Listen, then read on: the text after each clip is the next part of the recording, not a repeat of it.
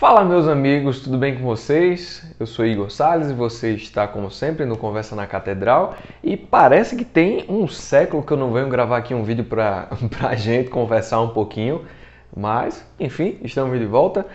Hoje nós vamos conversar sobre Ítalo Calvino, O Cavaleiro Inexistente, um livrinho que é uma delícia de ler. Eu achei ele... O estilo dele assim muito semelhante. Eu acredito que o Ítalo Calvino aqui ele tenha se inspirado muito no Quixote do Cervantes, porque tem umas passagens aqui que são bem parecidas. Mas vamos lá. Como é que começa essa novela? Que é mais uma novela do que um romance, não é uma novela de cavalaria. E a gente tem aqui cinco personagens principais. O imperador Carlos Magno, a gente vai ter também Agilulfo Emo Bertrandino, que é o nosso cavaleiro inexistente, Rambalo, que seria o seu aprendiz barra não aprendiz, a gente vai saber porquê, Bradamante e Gudulu. Então, essas são as personagens que vão nos guiar nessa novela, tá? Então vamos lá. Como é que começa?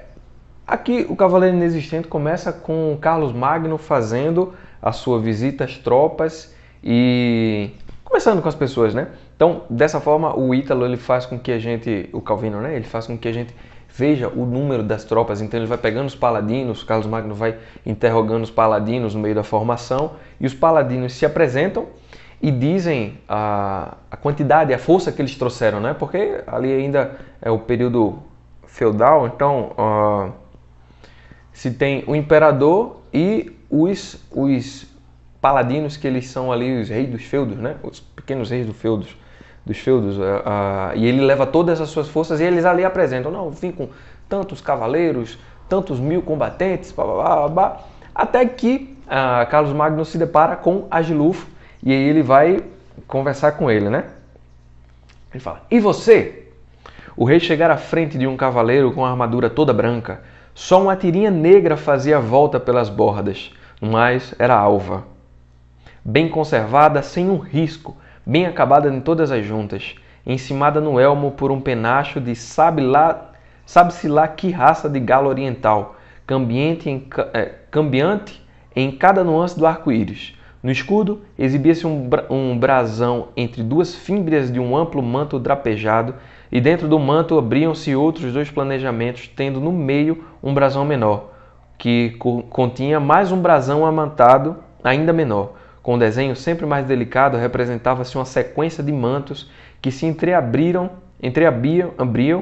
um dentro do outro, e no meio devia estar sabe-se lá o que, mas não se conseguia discernir, tão miúdo se tornava o desenho.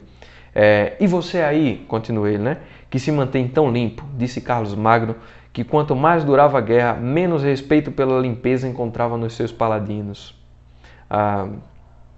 Eu sou, a voz emergia metálica do interior do elmo fechado, como se fosse não uma garganta, mas a própria chapa da armadura a vibrar, e como um leve eco, Agilulfo Emo Bertrandino dos Guidoverne e dos Altri de Corbentrais e Sura, cavaleiro de Selímpia, Citeriore e Fez. Fez Carlos Magno.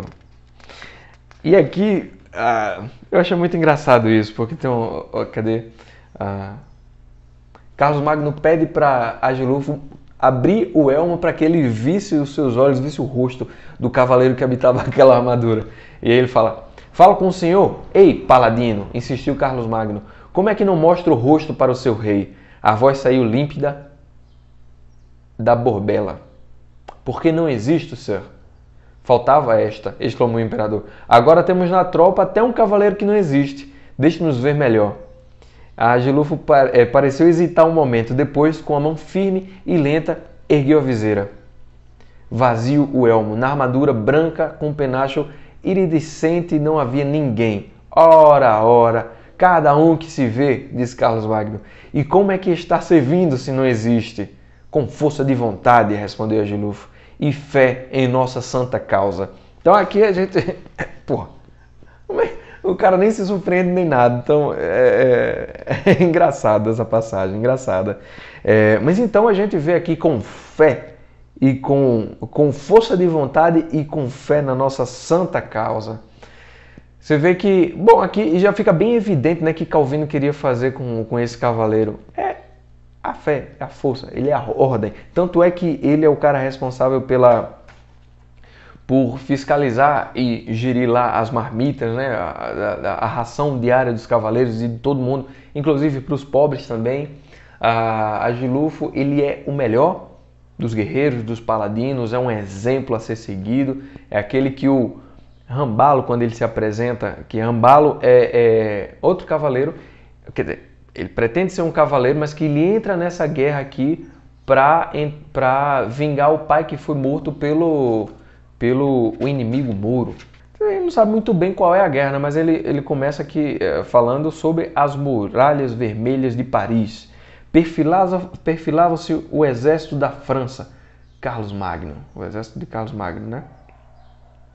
Contra os mouros. Então, a gente vai ter esse Rambalo que chega lá no acampamento e dá umas passagens interessantes, rapaz, onde o Calvino vai mostrar como é que funciona a ordem no acampamento de guerra, né?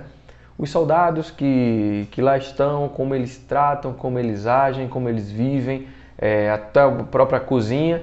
E a coisa interessante que eu jamais tinha pensado nisso, mas os pobres que seguem os exércitos, porque imagina, numa guerra dessa, como é que acontece, né? Se você falta gente para cultivar a terra, então algumas dessas incapazes de continuar produzindo e se alimentando, por uma razão ou outra, seguem os pobres, acabam seguindo os exércitos para que, como assim, o resto da ração diária, né?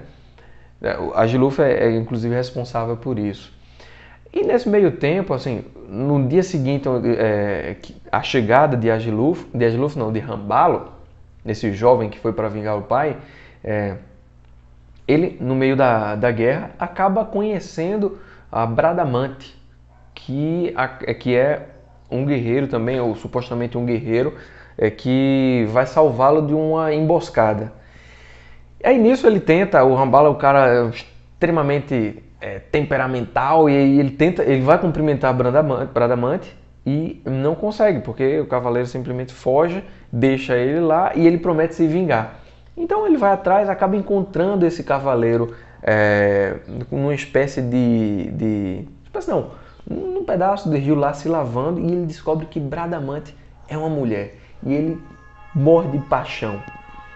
Sino da igreja. Então ele se apaixona por Bradamante instantaneamente e assim, começa a ficar fissurado por aquela mulher, aquela beleza feminina, no meio da guerra, no meio de homens suados e fedorentos e sanguinários, e é quase uma salvação para ele, sabe? A figura feminina, por mais que seja uma feminina guerreira, tal qual. Assim, a Bradamante, ela é também uma meio pervertida, ela acaba traçando todos os caras lá, ou quase todos os caras, não, todos os caras seria exagero, né? Mas muitos dos melhores guerreiros, e ela simplesmente, depois, vê que o cara fica muito apaixonadinho por ela, então não quero saber. Por isso, ela acaba se apaixonando pelo guerreiro que é o melhor de todos e não existe, que é o Agilulfo.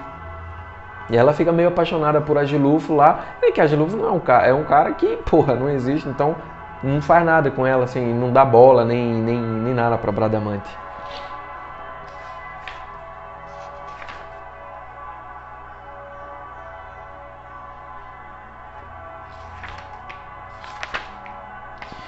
Aí a gente vai ter algumas passagens também aqui, tanto de guerra, como eu falei para vocês, do próprio dia a dia da campanha, né?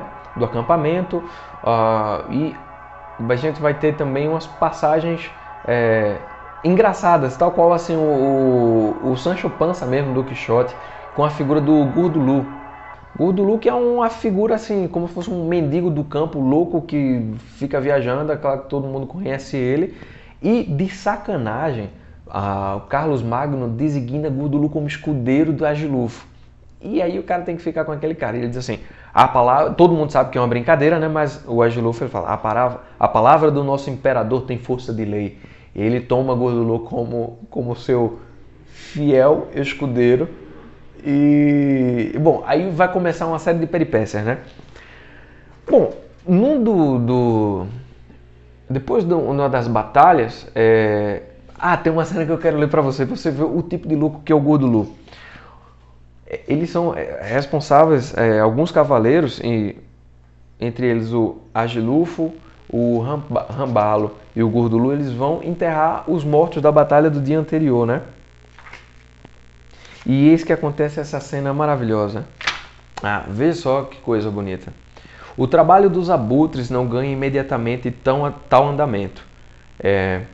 Apresentam-se assim que a batalha termina, mas o campo acha-se semeado de mortos, todos bem protegidos nas couraças de aço, contra os quais os rostos das aves de rapina batem sem sequer arranhá-las. Assim que vem a noite silenciosos dos campos vizinhos, rastejando, chegam os despojadores de cadáveres. Os abutres, outra vez voando pelos céus, esperam que terminem. As primeiras luzes iluminam um campo esbranquiçado de corpos inteiramente nus. Ou seja, os caras foram lá e roubavam as armaduras e as armas dos mortos. Os abutres voltam a descer e começam o grande banquete.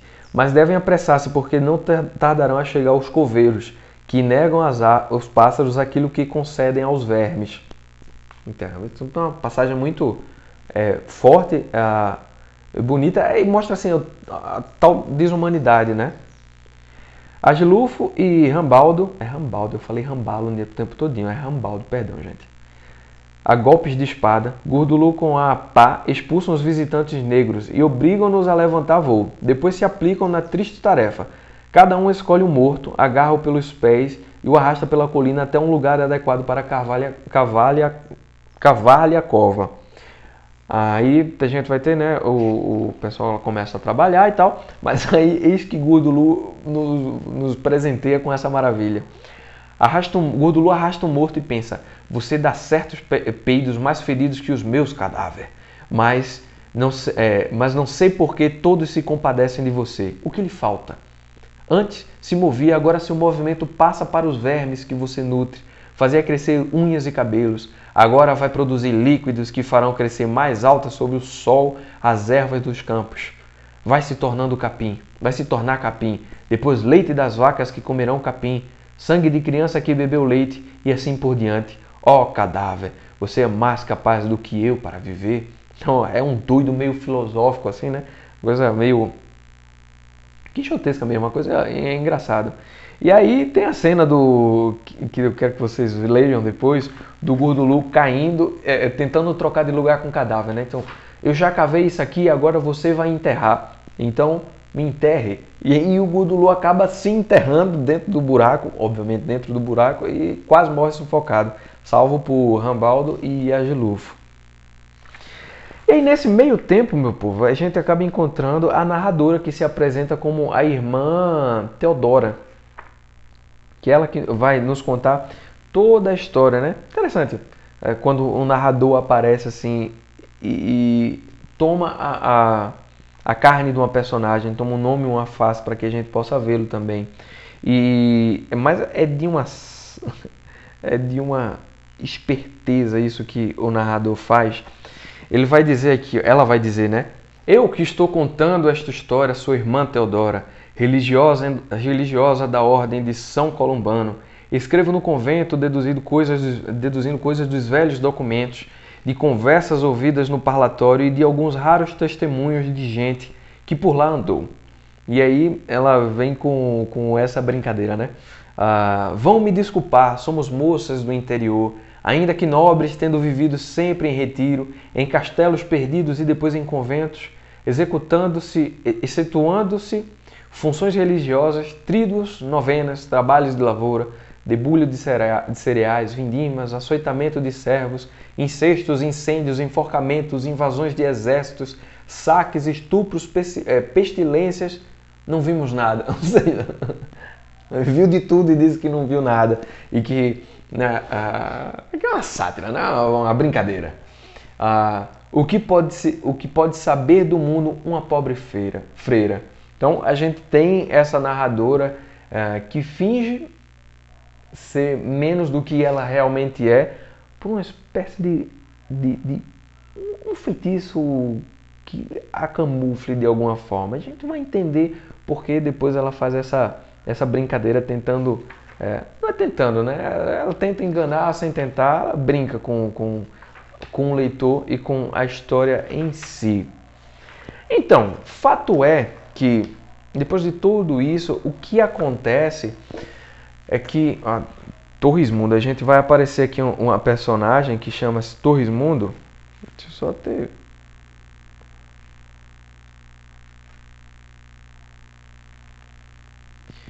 E o Torrismundo é um cara que ele tá ali no exército, mas ele acha que tudo aquilo ali é uma grande palhaçada. Ele é a personagem que tem uma grande visão trágica de todo o ocorrido, né?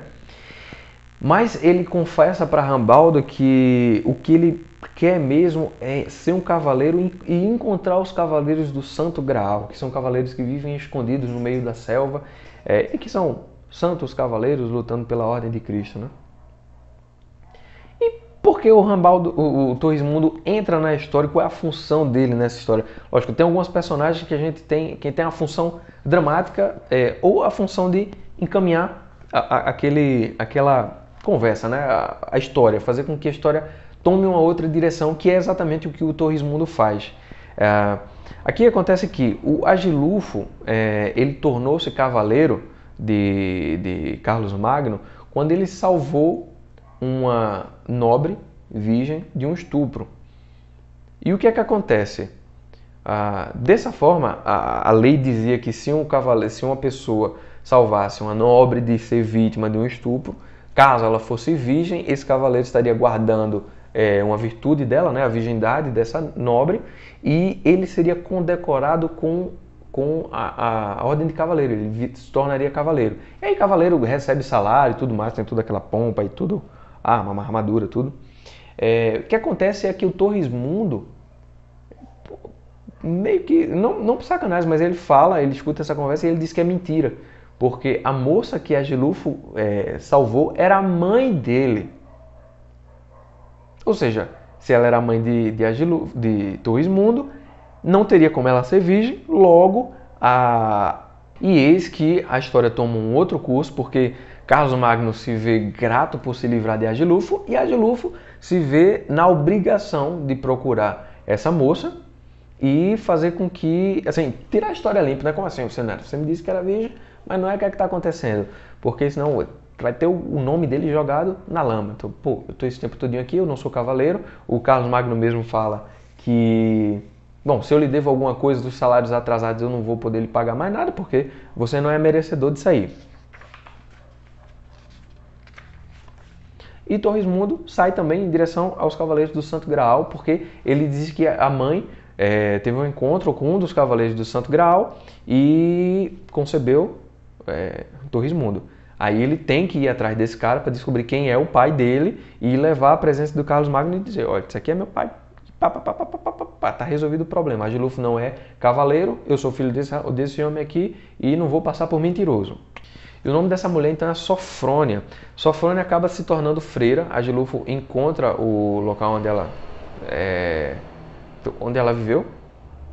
Dizem que ela se tornou freira. Ele vai até esse convento, descobre que o convento foi destruído. O que é que acontece? Ele descobre ali, entrevistando alguns moradores, descobre que ela foi levada pelos árabes para um determinado lugar.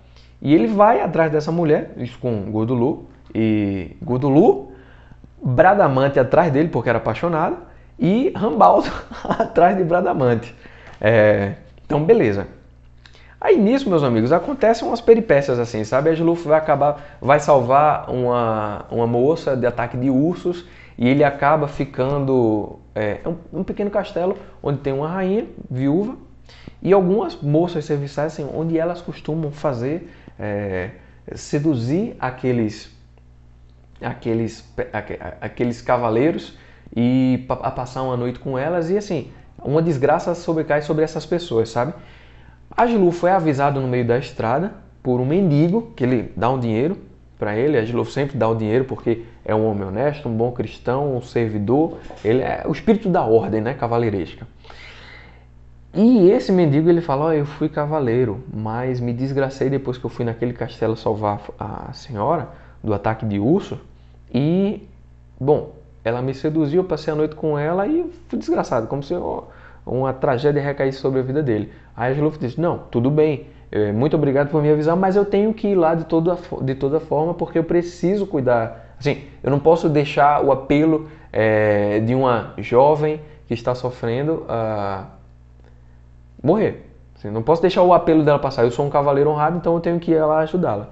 E é meio que, não sei se vocês viram aquele O Homem que Desafiou o Diabo brasileiro, é um filme muito interessante. Tem uma passagem muito parecida com essa, sabe? Assiste lá depois. E aí ele passa lá e é uma das cenas assim muito bonitas, porque a Gelufo salva a princesa, mata todos os ursos, mata a maioria dos ursos, espanta os outros. E vai, Gordulu não, Gordulu vai com ele, mas ele passa uma noite de sacanagem lá com as meninas. Mas o Agilufo não. Ele passa a noite com a princesa, mas assim, cuidando dela, fazendo o cabelo, conversando, dizendo o quanto ela era linda. E sem dormir com ela, naturalmente, né? Porque ele não tinha corpo, ele não tinha corpo para poder ser tentado carnalmente. Então o Agilufo era, mais uma vez, fica claro que ele era um cavaleiro movido pelo espírito, sabe? Ali o corpo ele era escravo do espírito e não o inverso. Aí de todo modo a gente tem essas típicas aventuras cavaleirescas, onde quando, acho que se eu não me engano é Espanha, eu vou deixar aqui na descrição onde é que realmente a Sofrênia foi levada. Foi levada por um rei árabe, que tem 365 mulheres e ele dorme com uma a cada dia. Uma por noite, né, na verdade. E aí ela ainda não foi violada, teoricamente violada porque para Gelufo ela era virgem, para Torrismundo era a mãe dele. E ela ainda não tinha dormido com o rei porque não tinha passado um ano desde a sua chegada. Enfim, acontece umas coisas maravilhosas assim. Ele pega o barco, um navio com Gordulu até a Espanha, sendo que no meio do caminho o navio afunda e... O navio afunda não, eles lutam contra uma baleia e o Agilufo se atira na baleia para matá-la, porque senão ia acabar com o navio e ele não tinha como chegar. Então, antes de afundar, ele grita para Gordulu, dê um jeito de chegar lá e eu vou chegar. E ele foi caminhando pelo fundo do oceano até chegar na Espanha, onde ele encontra Gordulu lá, que acabou se tornando pescador de ostras e tá ajudando lá os caras, né? Então, assim, pescador de ostras, todo dia eles têm que arranjar uma pérola para que o rei leve para a sua noiva. Cada noiva diferente. Enfim, eles conseguem sair, conseguem se livrar dessa encrenca, conseguem tirar a Sofrênia de lá, até desvendar o mistério.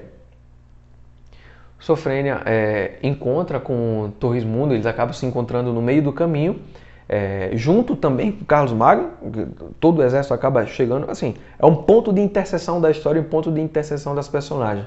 Todo mundo vai se encontrar nessa gruta e descobrir a verdade por trás do imbróglio lá, né? Então se descobre no final que Torrismundo não é filho de Sofrênia, ele é na verdade, e é um negócio meio cabuloso porque ele acaba dormindo com a Sofrênia, ele se apaixona pela mulher e só depois quando chega o Agilufo, ele descobre que ela é a Sofrênia, ou seja, a sua mãe, mas aí descobre que ela é irmã dele, que cuidou, irmã não, perdão, ela não é nada dele, assim, ela cuidou dele como se fosse filho, mas que não era filho. Então, se restaura essa ordem, né? Torrismundo descobre que ele não dormiu com a mãe, Agilufo descobre que realmente é um cavaleiro porque ele salvou a menina da virgindade, é restaurado então no exército de Carlos Magno, restaurado entre aspas, porque acontece um negócio lá que eu quero que vocês vejam. E assim se desenrola a história. Rambaldo se torna um cavaleiro, por causa das façanhas que ele acaba realizando, e por conta disso que eu não quero contar para vocês, e a narradora se revela para nós. Também não vou contar quem é a narradora, mas é um dos personagens da novela.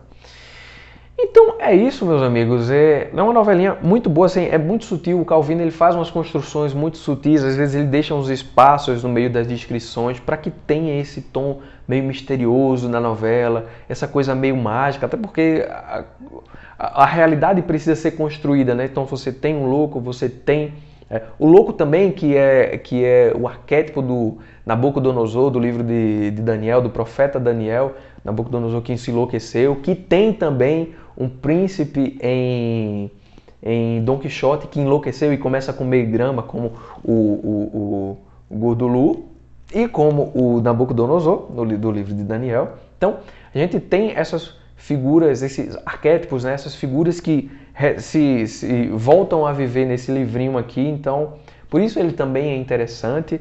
Ele é interessante também para a gente conhecer essa questão da cavalaria. É um livro também que é muito bem escrito. O Calvino ele faz uma construção narrativa aqui que é muito interessante. Assim, um negócio meio excepcional, sabe? Coisa muito boa, assim, de você ler, uma coisa de primeira grandeza, assim. Apesar de ser um livrinho curto. Essa minha edição aqui, eu não sei se existe outra edição, mas essa minha tem 133 páginas. E em 133 páginas ele consegue passar uma narrativa, uma história onde você não quer sair dela, você quer ver o que vai acontecer, por mais que tenha essas peripécias dignas de uma história de cavalaria, mas algo muito humano, algo que sempre vai te trazer para a realidade humana, apesar desse... aqui eu não sei se entraria o realismo mágico aqui, mas enfim, é isso. Muito interessante, espero que vocês leiam esse livro. Eu vou deixar o link dele aqui para vocês comprarem na Amazon. Se vocês comprarem por esse link, vai ajudar o canal para continuar trazendo livros e mais livros aqui e histórias de qualidade para vocês, tá? Então, não se esqueçam, primeiro, muito obrigado por terem ficado até aqui, terem me acompanhado até o fim. Não se esqueça de curtir o vídeo, compartilhar com seus amigos, deixar um comentário para eu saber o que é que vocês estão achando. E é isso, meus amigos. Eu vou ficando por aqui e até a próxima. Valeu!